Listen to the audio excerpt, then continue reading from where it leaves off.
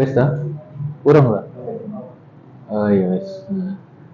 Jangan caskan mana aja dulu, Mas. Baik, nopo dek wingi bahasnya?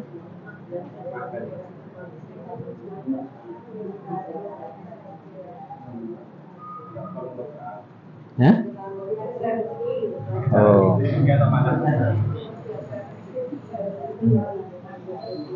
Baik. Kita bahas soal bagaimana agar hidup kita ini dikejar rezeki, dikejar keberuntungan, dikejar kebaikan. Kemarin kita bahas seperti kucing, gitu.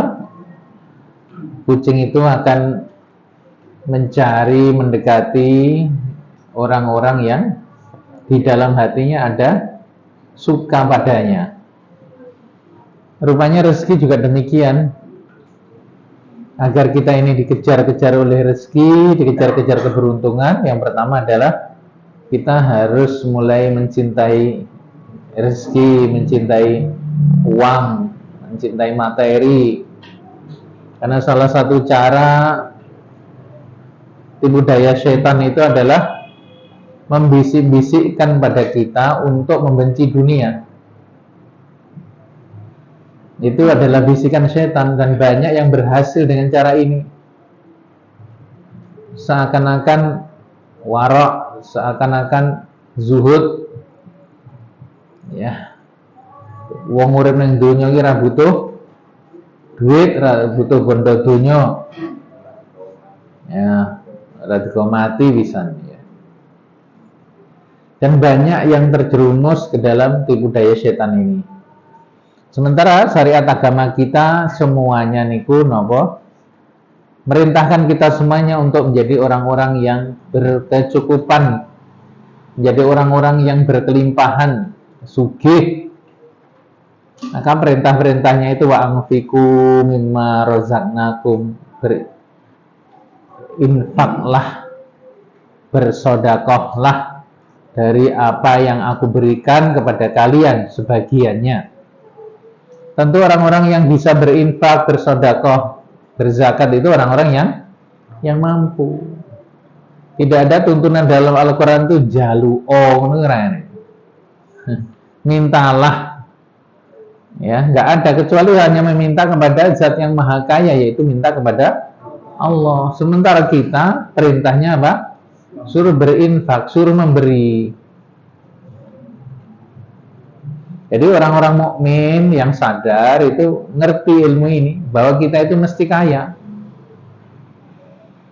Agar itu terjadi, yang pertama kita harus mencintai dunia ini, mencintai uang, mencintai materi.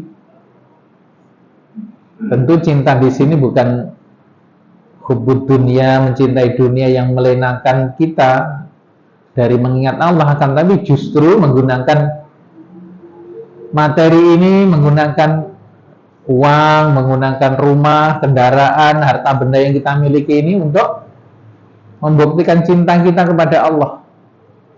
Kita pakai semuanya untuk dalam proses beribadah kepada Allah, di duit yang ibadah, gitu, di sekolah, di dakwah, bangun masjid, sekolahan, belajar, sinau, tuku buku, tuku mushaf, tuku tiket kaji umroh. Ini kan nyuwargane wong tua, gawe omah, gawe masjid, dan sebagainya, begitu. Maka mau tidak mau kita ini yang pertama kudu mencintai uang, mencintai keduniaan tadi itu. Tapi tujuannya, dunia ini bukan tujuan akhirnya, bukan segala-galanya, tapi kita pakai duniawi ini untuk kita beribadah kepada Allah. Makanya yang punya uang, gitu, mulai dicium uangnya, gitu. Sudah kan? Sudah dihargai belum duit receh-receh nih? Wis ditata ning dompete 100 karo 100, 50 karo 50. Hah? Eneng para duwite. Nota gampang Pak Yai, sing toto ora ning ya. Ayo aja ngono, eneng. Juga kita menyukai, mencintai orang-orang yang dititipi oleh Allah harta benda yang banyak.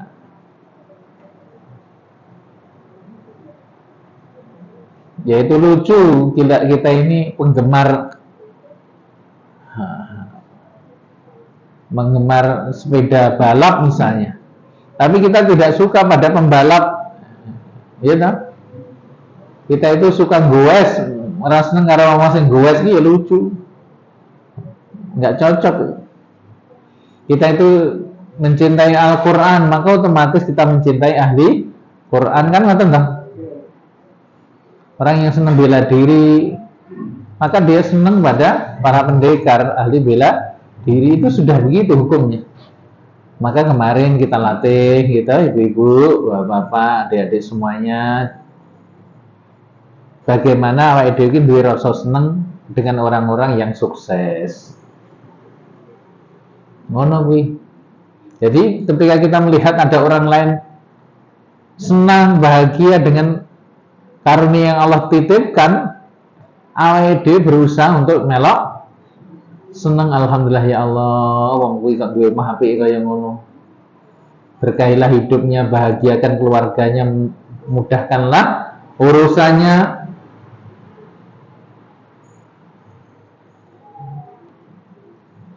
Begitu pula ketika kita melihat orang-orang yang pintar ngaji, banyak ilmunya, gitu. Doakan yang baik-baik. Karena yang bang duwe mobil nyar gitu nggak nih, alhamdulillah ya Allah, orang itu engkau titipi kendaraan bagus, hidupnya bahagia, keluarganya sejahtera, rezekinya berlimpah ruah, amin kan?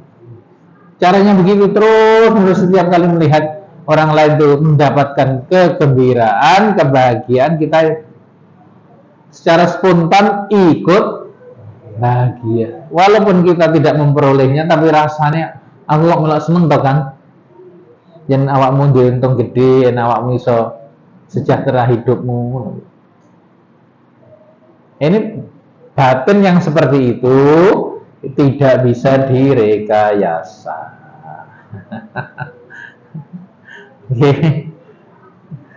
Ya ning atimu jek urung ngono kuwi, ya berarti jek urung siap sugih, nikmatilah kemelaratanmu. Sampai kapan? Sampai itu hilang. Perasaan tidak suka dengan kesuksesan orang lain itu harus hilang dulu. Berubah menjadi menyukai siapa saja yang mendapatkan kesuksesan, kebaikan. Itu yang pertama, nggih, ditumbuhkan rasa suka.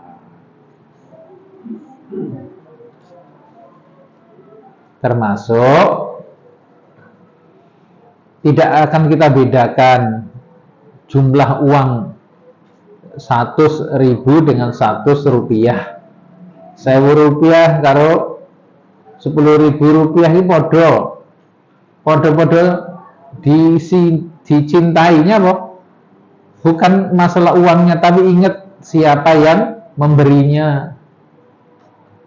Ya, tak? Mungkin kopiah ini biasa, tapi yang ngasih ini Raja Salman, ya Raja Saudi. Padahal ya itu kuning pasar ya oke kira-kira. Tapi karena saya sadar ini yang memberi seorang raja yang baik, terhormat, kekuasaannya besar. Akhirnya walaupun pada kopiahe, kita akan menghargainya tinggi. Kenapa? Ora krono kopiahe, tapi krono sing peparing nih. Ini Allah yang ngasih. Berapapun rezeki itu, ini yang ngasih adalah Allah. Jadi sewenang pol pas entuk rezeki. Ibu dikasih belanja suami ini, yang ini rezeki ini, saya ketahui, masya Allah, alhamdulillah, marem mana, ya lah, saya sudah dikai 500.000. Masya Allah, alhamdulillah. Lu senang sendiri bu? Jika saya ketahui paling mengatas aku.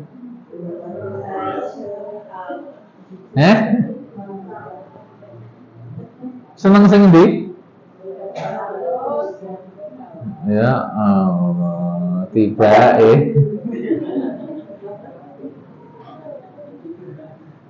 kuwi kudu dibangun rasa padha senenge. Ngono. Belum tentu kalau kita itu menerima duit yang banyak terus kita itu bahagia, ini orang tentu. Pendapatan keluarga kita itu 2 yuta atau 1 yuta, sampai kebutuhan kok terasa cukup lan kita bahagia ya. Ujuk-ujuk rezeki ini dari 5 yuta, kok malah kurang-kurang terus. Aneh kan gue. Jadi rezeki itu bukan soal jumlah, tapi soal berkah. Ingat-ingat itu rumusnya. Rezeki itu bukan soal jumlahnya, tapi barokahnya.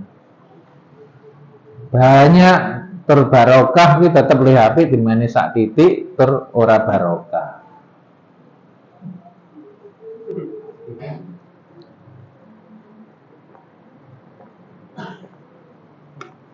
Yes. Wes kise nomor loro. Kita ini pakai logika masih kucing. Kucing itu kalau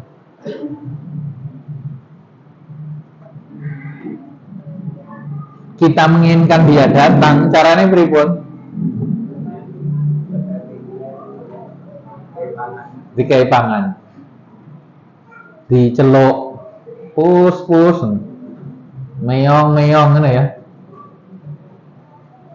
Nama panganane?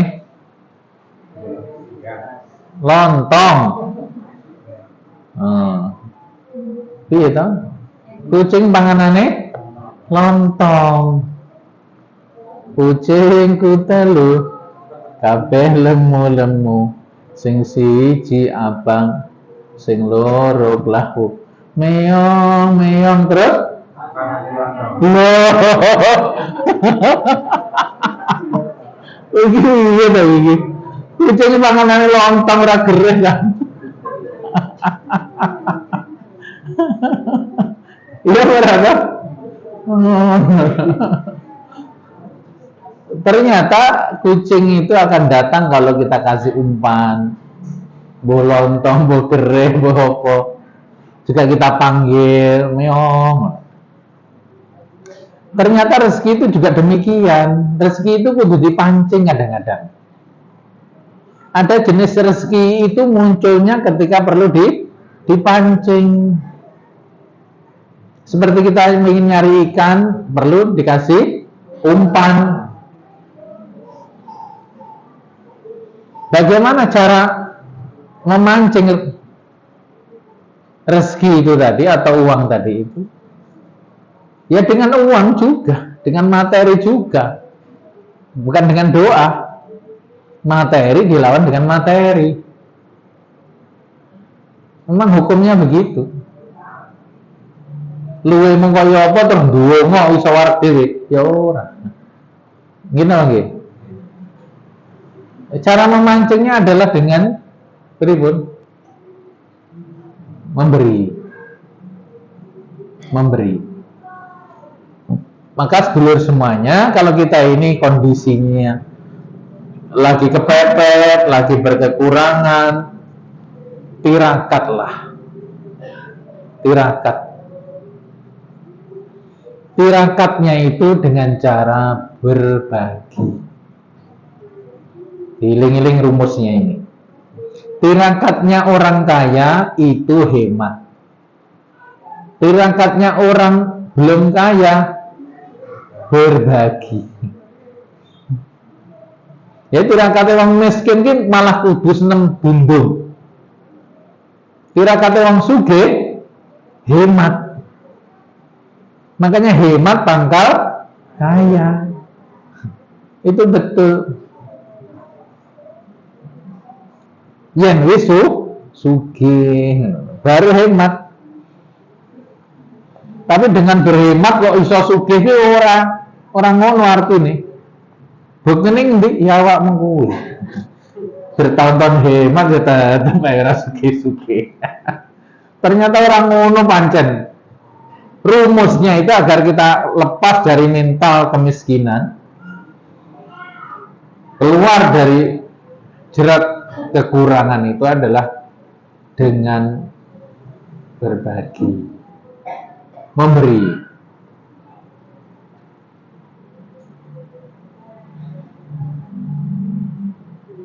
Mungkin ada orang terlilit hutang banyak, kebutuhan banyak sekali, ya toh? Apa yang harus dia lakukan dalam kondisi seperti itu? Nopo?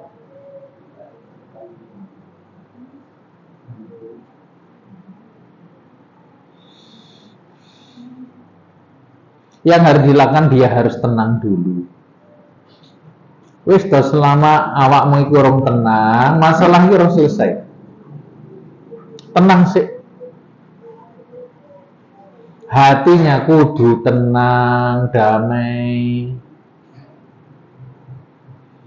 Kalau seseorang itu tersiksa misalnya karena hutangnya, jadi ada hutang tapi menyiksa batinnya, itu tandanya hukuman. Kalau itu adalah hukuman, maka hendaknya dia segera sholat taubat, banyak istighfar. Itu ada jenis tanggungan yang membuat kita ini susah hidupnya, sedih batinnya. Itu tandanya sedikit hukuman dari Allah, cambuk dari Allah. Maka jangan banyak action, segera istighfar, mohon ampun kepada Allah. Tandanya proses permohonan ampun ini beres, proses itu bisa kita lampaui, hati kita jadi tenang. Benar. Ini tandanya ini eneng. Seperti seorang suami salah karo bojo, atau istri salah karo bojo. Ya, yang mbok sepurana aku, ya Allah, dek ini aku khilaf kae. Iya. Ayah iki ngulangi nek ora aku ora ngulangi, beda kan sing dek kan dhisik. Jangan mengulangi kesalahan yang sama karena masih ada banyak kesalahan lainnya. Ayo prinsipnya dek ngono. Alah. Ketika orang disepura oleh pasangannya rasanya dia tenang gitu. Begitu pasangannya ngomong, iya bunda, wis tak sepuro. Terus apa yang terjadi? Tenang, gini emang gitu. Nah, cek jenengan atau nggak salah harus bujur rumah saya. Hah? Pernah salah nggak betul bu, Pak? Dia tahu jalur sepuro? Hah? Bodoh tok. Oh, jangan tanya bodoh. Lihat, ketika kita punya salah dengan orang tua, kita punya salah dengan atasan, misalnya. Kemudian kita sudah minta maaf pada orang tua, pada atasan kita. Beliau sudah memaafkan, oke, iya aku maafin. Apa yang kita rasakan? Langsung tenang. Makanya Bapak Ibu, kalau kita ini punya persoalan hidup berat, mungkin ya toh, utang, sakit, ya toh, berobat nggak sembuh-sembuh, maka saatnya bertobat. Bukan berobat, tapi berobat. Nah, proses pertobatan ini telah selesai prosesnya, tentu Allah akan selalu mengampuni ya. Kita harus yakin itu. Itu ada tandanya hati kita terus tenang, damai.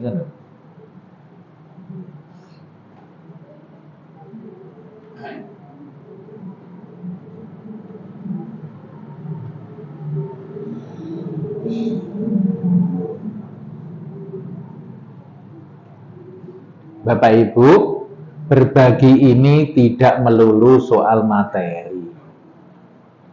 Umpamanya awake dhewe lagi kesulitan keuangan, kesulitan menyelesaikan persoalan hidup. Rumusnya kita itu kudu seneng weweh berbagi. Yang punya harta berbagi dengan harta kita. Gini randu berbagi dengan ilmu kita. Terus gula unggon ning endi kowe iki kanggo. Kalau memang kamu itu bintang yang cahayanya kecil, menjauhlah dari matahari agar cahayamu nampak. Mana loh? Cari tempat yang sangat gelap hingga sedikit cahaya itu sangat bermakna. Pergi ke kampung-kampung di mana orang iso ngaji, orang ngerti sholat, datang ke sana. Ajari wudu, ya pelan-pelan begitu. Dengan ilmu kita. Terus ilmu apa lah? Mungkin dengan tenaga kita, di mana ada orang punya hajat, punya perlu, ada masjid sedang dibangun, ada madrasah sedang dibangun, melok-melok. Tidak menjadi kuli, mungkin sesekali ikut bantu apa. Ada orang pemakaman kita ikut. Bersodakoh dengan tenaga. Sing punya duit mampir masjid napa niki?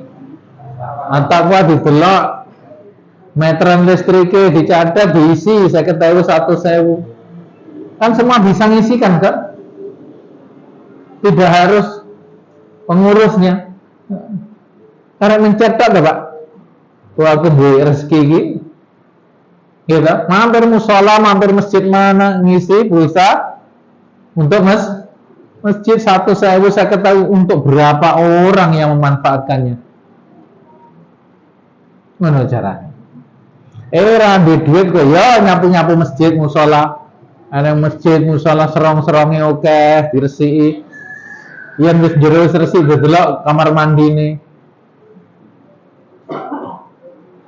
Alhamdulillah tadi Mas Fajar cerita sajadah wangi. Kini ya Mang. 5 tahun rata wadus. Sajadah ya ta? Lah ngono kuwi Mas. Paman yang kene neng mukena di musola di masjid. Ya Allah, dhisik kaya putih, saya nggak coklat ya. Uta bagian kepala kok akeh jamur iki nyapa? Uta ning sarunge klebus ngono ya. Ora diopeni. Yang ra kuat nyuci saora-orane kok lempet-lempet dan rapi. Itu kebaikan. Ketika kita itu senang berbagi, jamaah sekalian lihat nanti reaksi dari semesta raya ini. Apalagi kalau bisa berbagi apa yang kita miliki di duit bagaimana? Nyai 5.000, 10.000, 100.000.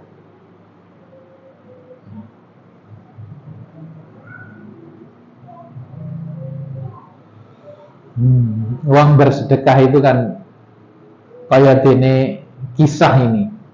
Ada suatu kisah yang sangat tersohor. Ada musafir yang berjalan di gurun pasir. Sangat kehausan dia. Ngelak pol. Tibalah di gubuk. Rupanya di situ ada sebotol air itu.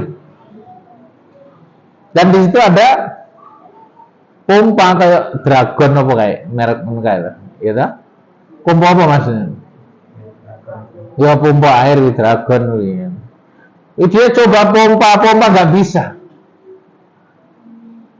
Akhirnya dia temukan sebotol air. Ingin banget dia meminumnya, ketika dipegang botol itu tertulis pancinglah. Ya, tuangkanlah air itu ke pompa itu untuk memancing airnya agar keluar. Ayo. Dia bingung ini ngelake wis poli.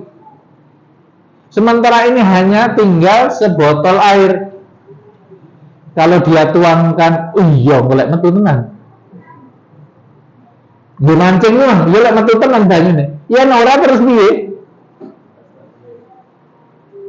Engko yang iso metu tenan, airnya bakal keluar banyak. Dia dalam kebingungan.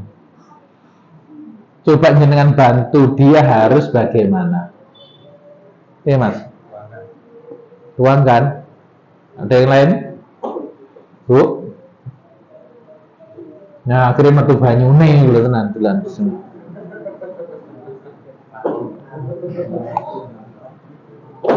Bu, kira-kira apa yang dilakukan musafir tadi itu?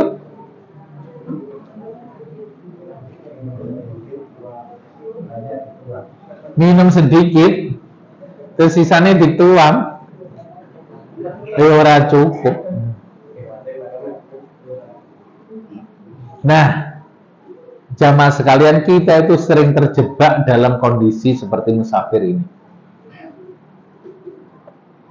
Akhirnya bismillah, dia yakin yang menulis itu bukan orang yang sembarangan. Yang menulis di botol itu berarti sudah mengalaminya. Gini lagi. Maka dia menuliskan hal itu.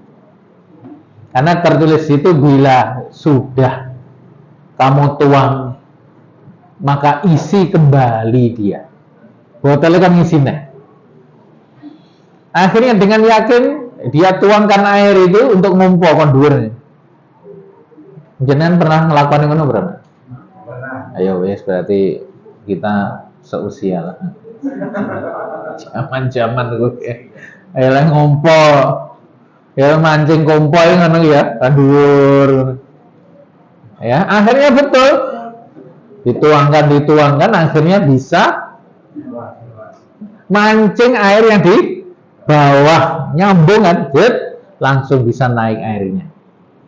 Subhanallah. Apa yang terjadi? Airnya banyak sekali. Dia tidak hanya bisa minum, bisa mandi. Namun dia tidak lupa pesan di botol itu. Dia isi kembali botol itu, ditaruh di tempatnya. Dia selamat dengan keyakinan bahwasanya untuk mendapatkan yang banyak, kita itu harus berani bertaruh. Hidup ini soal pilihan. Hidup ini soal pilihan, Bapak Ibu. Orang-orang yang sukses itu telah memenangkan pilihan-pilihannya. Berani memilih. Berani mengambil risiko. Nah, termasuk kita ketika aku butuh, perlu banget uangnya ya hanya ini. Apakah saya harus pakai untuk menolong orang lain, membantu orang lain, atau untuk kepentingan saya sendiri? Ternyata rumusnya itu berikut: bantu orang lain. Itu kayak dia ini mancing banyu, dipompa tadi itu.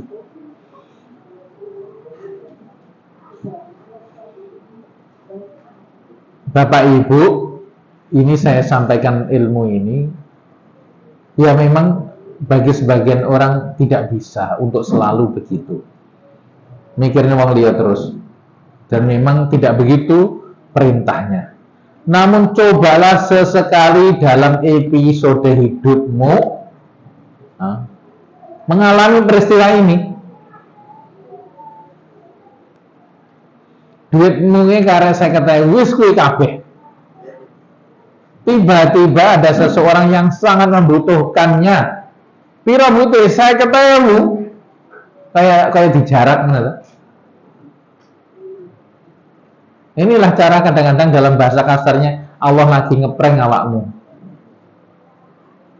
Apa yang kita lakukan ketika ada orang ngomong, walaupun buatan dahar pirang-pirang binten, ambune sego mawon kula pun lali. Ibaratnya sebagai melas buahnya ya. Saya harus pulang ini Pak. Nah butuhnya piro 50.000 kok yo ngerti neng dompetnya 50.000. Bojo merah ngerti lah kan duit. Iki memang jopo kok ngerti kan duit 50 tipis mendek. Kita harus curiga ini malaikat apa sopo. Kita kadang-kadang diuji di titik itu dalam hidup kita itu. Tidak sedikit yang gagal gitu. Rumah aku aja butuh kok. Mikirnya uang liya. Wah, wes. Tenang. Makanya Ibu, Bapak, kalau pernah dalam episode hidup kita itu dihadapkan pada kondisi seperti itu, ingat ilmu ini. Anda sedang diuji oleh semesta ini, oleh Allah Subhanahu wa Ta'ala melalui hamba-hambanya, yang nampak, yang nggak nampak, yang Anda kenal maupun tidak Anda kenal. Kok Anda sukses, lulus, berarti lepas hidupmu dari segala kesulitan, lepas hidupmu dari segala kesengsaraan, hidupmu akan naik kelas, akan meninggi makommu, tiba-tiba menjadi orang yang berkemakmuran. Nah, tapi arep melu ujian ini dibelok pantes apa ora iki kan ngono. Pantes apa ora? Ujian seperti ini hanya datang pada orang-orang yang baik. Allah tidak pernah salah memilih orang-orang yang akan dititipi kemuliaan. Kita sering tidak menyadari ujian seperti ini. Bahkan banyak kisah-kisah orang mau berangkat haji ngumpulkan sudah puluhan tahun, tiba-tiba temannya ini sakit,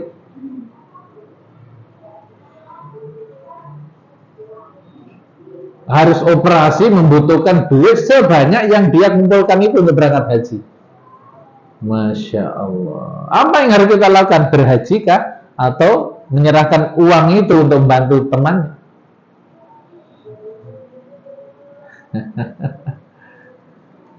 Kuwi lek ngomong duwite wong lu gampang.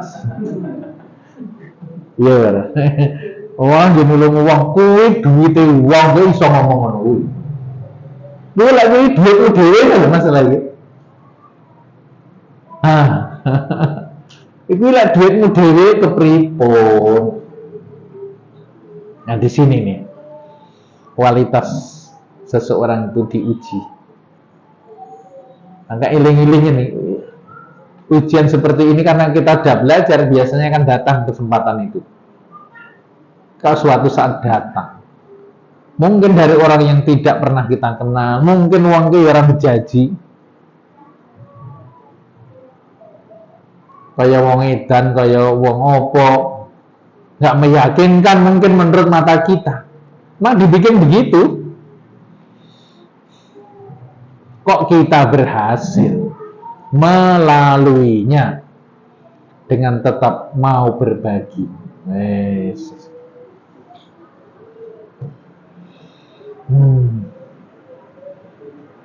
Amalan sedikit, kerja sedikit, upaya yang sedikit itu, tapi hasilnya luar biasa. Kita pernah melihat, yaitu hanya berhasil menebak, hanya berhasil nebak itu ya. Ini acara TV ini, sampai ada dalam filmnya itu, film India, apa kayak? Oh maju dulu ini. Orang tahu nonton, film-film mana ya didelok bagus itu.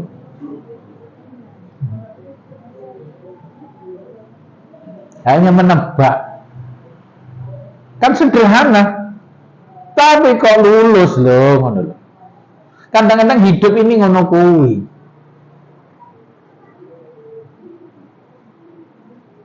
Ya, makanya Bapak Ibu, ayo kita senang mancing rezeki.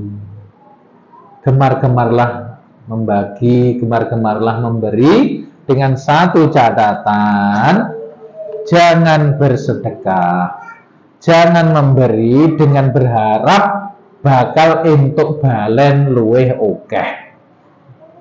Kuwi ora oleh. Aku tak sedekah 1.000, aku ben balik 1 juta. Kan katanya 1 akan dikembalikan berapa? 10 sampai 700 sampai tanpa batas. Aku butuh duit 10 yuto, berarti aku kudu sedekah berapa? 1 yuto. Kowe dihapusi ngono ya gelem ae. Baca surat Al-Muddatsir ayat 6. Monggo dilihat dulu.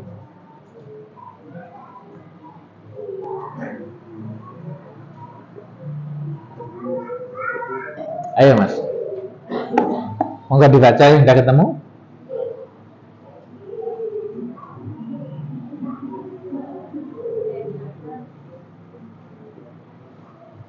Sampun.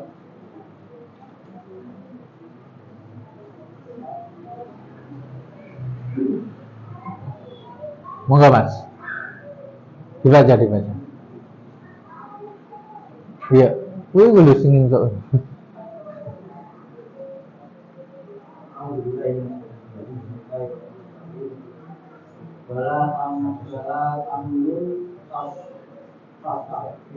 Taksir. Artinya Mas?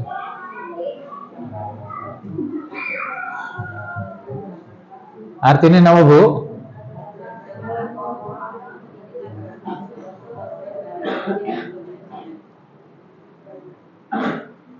Dan janganlah engkau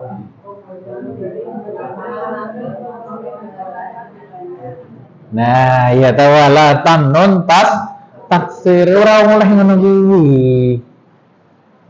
Aku tak sedekah 1.000 ben entuk 1 yuto ngono kuwi lho.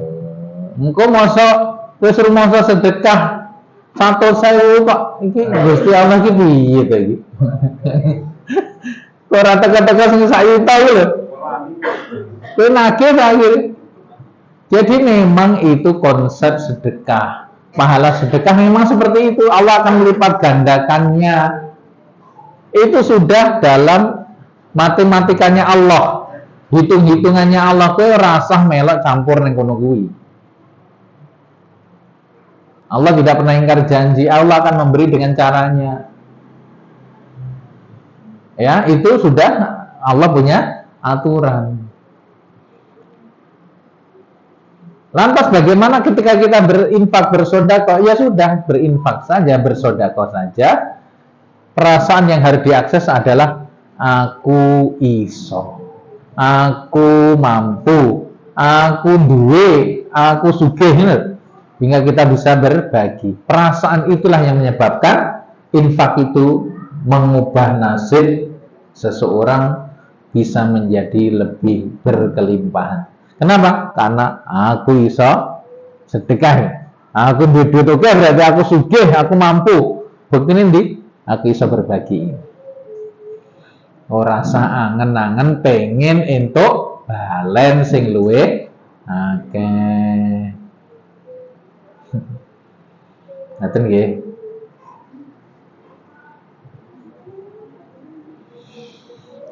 Yang berikutnya adalah logika kupu-kupu.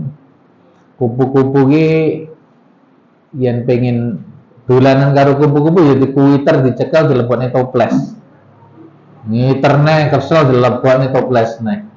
Tapi engko pas pengen dolanan dengan satu kupu-kupu dibuka tutupnya metu kabeh. Ada orang-orang yang mencari rezeki itu seperti itu, uangnya nyambut gawe disimpan. Ya, di mana-mana. Goleknya angel disimpen nih. Suatu saat ada perlu dia butuh sesuatu. Tibanya sing metu kabeh. Orang mung sebagian tapi malah melok metu kabeh. Piye carane? Agar kita itu asik bermain dengan kupu-kupu, punyailah taman bunga. Nandura wit, nandura bunga-bunga yang banyak, miliki taman bunga. Maka nanti kupu-kupu akan datang banyak. Kita bebas bermain kapanpun. Maksudnya apa? Rezeki kalau diumpamakan seperti kupu-kupu ya seperti itu. Jadikanlah hati kita ini indah, laksana taman bunga. Ya, hati ini diisi dengan hal-hal yang baik-baik saja. Orang bilang kalau kita itu sudah bekerja keras, berupaya maksimal, awan ge awan, bengi ge bengi, sikil ge sikil, gitu. Tangan ge tangan, gitu. Tapi kok orang yang perubahan apa-apa, malah tambah lelah, tambah capek. Coba berhenti sejenak. Tengoklah ke dalam hatimu. Lihatlah di sana ada sesuatu yang kotor. Rezeki itu fadlun minallah, karunia. Karunia itu pengen mencari tempat yang bersih. Seperti air tentu akan dituangkan di gelas yang bersih. Maka apabila kita mengalami kesulitan dalam hal rezeki ini, coba tengok kembali apakah wadah hati kita, batin kita itu penuh dengan kotoran. Senengnya berburuk sangka, senengnya iri, milih, karo duweane wong, cemburu, emosi, ngono kuwi sini ngono kuwi terus. Mereka seperti ini tidak disukai oleh rezeki.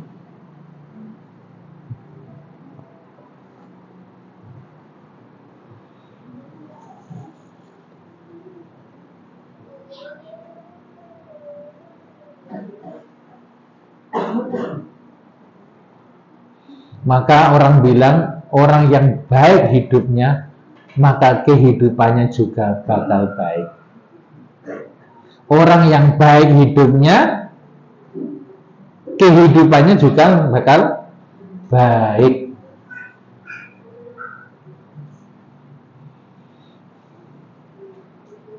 Masya Allah, jazakumullah khairan. Apa masih mas?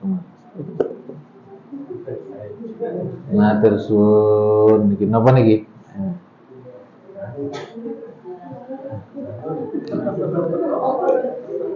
Niki anone oleh-oleh dari Mak Erot.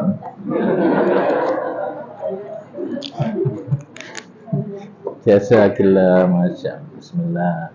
Coba riyen nggih.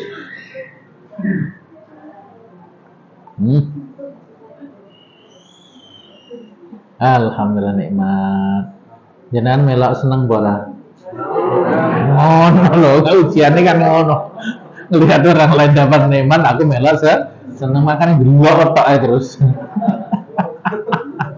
Nah, sekali lagi orang ini hubungannya karena tadi itu.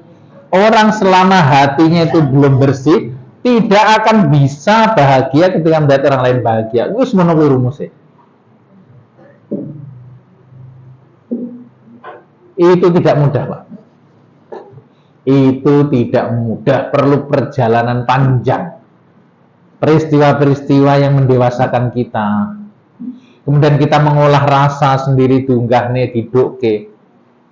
Kita harus memproses diri, kadang-kadang kita harus duduk merenung di malam-malam hari untuk mencapai ketenangan batin. Yaitu kapan-kapan diajarkan yang ngono-ngono kuwi. Sampai akhirnya kita itu rumangsa nggak pengen apa-apa dengan apa yang dimiliki oleh orang lain. Melo seneng ngono tok. Kalau kita masih sewot, iri, nggak seneng dengan karunia yang Allah berikan, Nyapa kok dia? Kenapa dia ya Allah? Kenapa bukan aku? Nah, ngono gitu. Iya toh? Kenapa dia kok yang beruntung terus? Kita belum merasa senang ketika orang lain dapat keberuntungan, kenikmatan. Wis, ini tondo hati ini urung resi. Kita nggak mampu bersihkan. Mintalah kepada Allah. Perbanyak istighfar, sering-sering introspeksi diri kan ya. Kita memiliki taman yang indah di dalam hati kita, isinya ini bahagia, keindahan tok. Enak wong ngelokne Mas kuwi kaya ngono kaya delok kaya apa? Alhamdulillah. Lemparan-lemparan batu yang mencela, menfitnah, menghinakan kita itu kita pakai, kita susun sebagai tangga untuk meninggi. Kalau itu ibaratnya kotoran, maka kotoran itu kita terima dengan senang. Kenapa? Karena kotoran itu menjadi pupuk bagi hidup kita. Eneng wong Mas kuwi iku jarine ngene lho Mas. Diomongke elek-elek. Ya Allah, alhamdulillah aku iki pancen kaya ngono kuwi. Ayo. Bu. Bu. Kalau ada orang ngomong, Bu, benar aku jarane ngene ember ngene. Jadi sapa kaya ngono kuwi? Iya ta? Aja ngono. Nek jawab piye? Masyaallah alhamdulillah. Aku pancen kaya ngono kuwi. Wani ora ngono, Bu? Bu. Yen delokne difitnah ngono lho. Kowe ngomong wani ora ngono. Aku pancen kaya ngono kuwi lho, Kang. Dan sejatinya aku lu helet timbangane kuwi. Wong Allah nutupi, jan lek roh aku jane batang kae kok. Ora sepiro sing kok delok kuwi, aku jane luwih nemen kaya kuwi. Ngono. Wani kowe ngono. Oh, lek wani. Dan dia akan diam setelah itu. Orang yang seperti itu menfitnah Anda, gosipin, menviralkan akan diam. Tapi begitu kita lawan dia, aku orang kaya ngono, mau jarene kae jarene ngene gowo deh. Seperti api yang sedang mencari kayu kering, daun kering untuk dia makan. Makanya sapa wae yang menfitnah kita, ngomongin elek tentang kita, oh iya toh. Ya Allah, alhamdulillah aku pancen kaya ngono kuwi lho. Yen kowe ngerti ngene aku jane lu elek timbangane kuwi. Loh. Ngoten nggih? Siap nggih? Lha piye, Pak?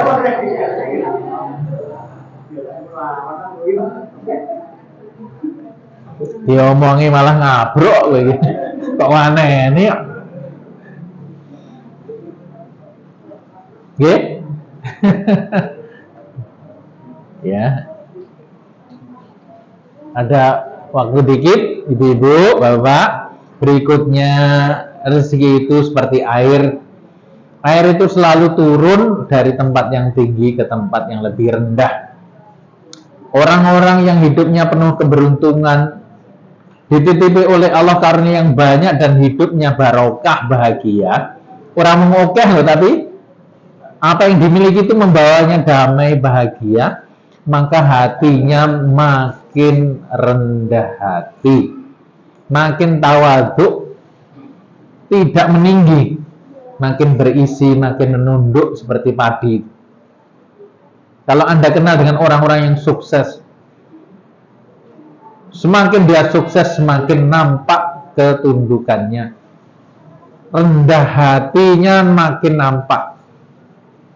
Ya kalau kita sowan, kita silaturahim ke tempat beliau, ya Allah, lek menghormati, nganter sampai depan, terima kasih, munduk-munduk, terima kasih atas kedatangannya.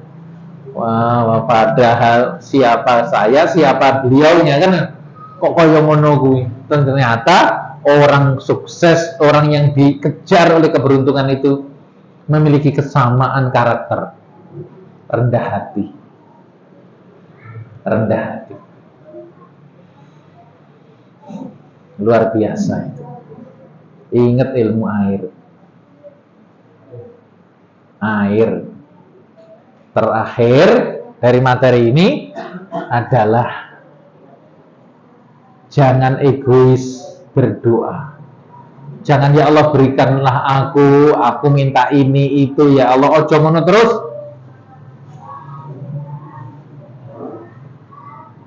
Oke, itu lakukan ketika kita sendiri di malam-malam habis sholat. Tapi ketika kita keluar rumah, ingat ini ya, ini dilakukan ketika keluar rumah. Siapapun yang Anda lihat, doakan. Setidak-tidaknya 5 menit pertama, 10 menit pertama, syukur-syukur berkelanjutan. Jadi delok awang dodol cilik, ya Allah, laris, barokah. Mlaku neh ana wong dodol jam, ya Allah, semoga jamnya tepat. Laku ya Allah, bahagiakanlah, murahkanlah rezekinya. Ana wong dodol dawet ayu, ana wong dodol es. Apa ki teh? Yang 3.000 teh apa, Mas? Teh jumbo. Ya Allah, anak-anak muda seneng berkarya seperti itu, gelem dodolan kaya ngono kuwi. Ya Allah, berkahilah rezekinya, mudahkanlah hidupnya. Terus ngono setiap ini ketika kita sambil jalan tuh sambil ndonga. Ada suami istri bergandengan, nereng-nereng nang tengah naik sepeda motor. Asik diskusi ning ngono, ya Allah, alhamdulillah bahagia kalau hidupnya. Oh, saya nggak berani ngelakson orang jenis itu, mengganggu damainya. Ini ada kan? Memang dunia milik kita berdua, yang lain ngontrak kok. Biarkan dia lagi asik, karena ada tema pembicaraan itu yang asik ketika di kendaraan. Begitu turun udah hilang. Itu nanti ada dalam ilmu dakwah ya, ilmu komunikasi ada itu. Memang asiknya dibicarakan ketika kita berkendaraan. Begitu tidak, yes, hilang itu. Makanya ketika ada orang lagi asik nih, ben wae, open ono sauripe. Wes ben wae. Doakan aja, ya Allah, bahagiakanlah dua insan ini yang sedang menunjukkan sifatmu yang maha pengasih, penuh cinta. Ya Allah, melok senang ya kan? Begitu seterusnya, setiap di luar begitu. Sesekali ketika sendiri kelingan sopo dungano. Kapan itu lakukan? Seterusnya. Ngaten nggih. Itu luar biasa. Orang macam ini bibirnya tidak akan berat, hatinya tidak akan berat untuk mendoakan siapa saja yang dia lihat, mendoakan yang baik, karena hatinya telah bersih. Ngono lho ya. Kuwi ditenono yen atimu lagi butek, Mas. Ora iso ngono kuwi ya. Bocah biayaan tabrak truk ora. Ngono lho. Bocah mungkin mesti elek. Bocah kecicilan. Wong tuwek ora ngerti yo, iki langsung ora gelem minggir, sayane ke kiri malah belok nengen. Iya kan? Oh, muring-muring kuwi tandane atimu reget wis ngono tok. Gimana? Ya, sudah. Jadi memang nanti muara semuanya itu dalam sini hati kita ini. Wadah rezeki itu adanya di sini. Makanya untuk memperbaiki kehidupan kita yang zahir ini bukan kerja keras, bukan kerja cerdas, tapi sih hati ini sing ditandani dhisik. Karena semuanya program ini kene iki. Wallahu a'lam. Ngoten nggih. Silakan kalau ada yang mau nyampaikan sesuatu.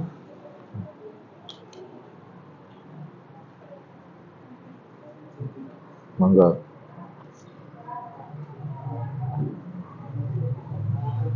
Alhamdulillah. Buat teman-teman, saja diempat ini apa saja nih? Saya berharap nanti jamaah ada yang berkisah. Gitu, kita ada ini kisahku, kirim ke saya aja dulu. Setelah ngamalkan ilmu ini awak mungkin duwe panah, tombak, pedang, keris, ya toh, di basokan, di senapan, pistol, tapi kabeh nganggur, Mas. Ora tau kok nganggo. Mestinya senjata-senjata itu berguna ketika kita pakai. Ilmu kita itu sak pirang-pirang sukeh banget. Ibaratnya senjata wis jangkep tapi ora tau kok nganggo. Kok koleksi wae. Aku lebih pedang api.